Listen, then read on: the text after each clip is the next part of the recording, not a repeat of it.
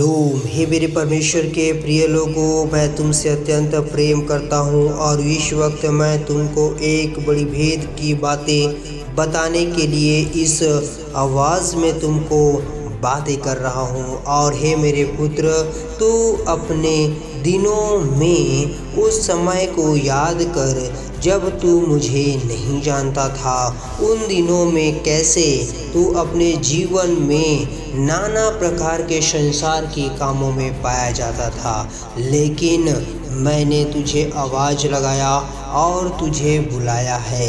अब हे मेरे पुत्र, अब तू मेरी इच्छाओं पर चल।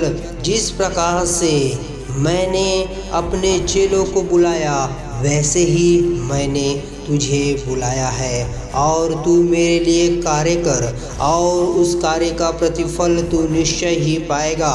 और एक दिन स्वर्ग में तेरे लिए बड़ा प्रतिफल होगा। इसलिए अब तू रुक नहीं, अब तू आगे बढ़ता चला जा। और निश्चय ही जब तू उस कार्य को पूरा कर लेगा तो पौलुस के समान तू एक बड़ा प्रतिफल को प्राप्त करेगा। तू चेलों के समान बड़े प्रतिफल को प्राप्त करेगा। हे मेरे पुत्र, रुक मत, वरन आगे ही बढ़ता चला जा और बड़े बड़े कार्य को करता चला जा। मुझसे प्रार्थना कर, मैं बड़े बड़े भेद की बातों को तुझको बताऊंगा।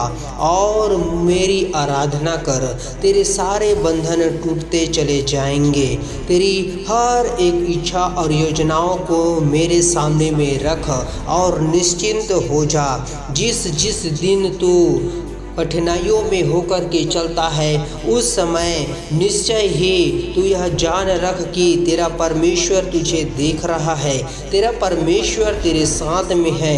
तेरा परमेश्वर जो कभी नहीं तुझे छोड़ता है, कभी नहीं त्यागता है, वह तेरे संग और साथ है।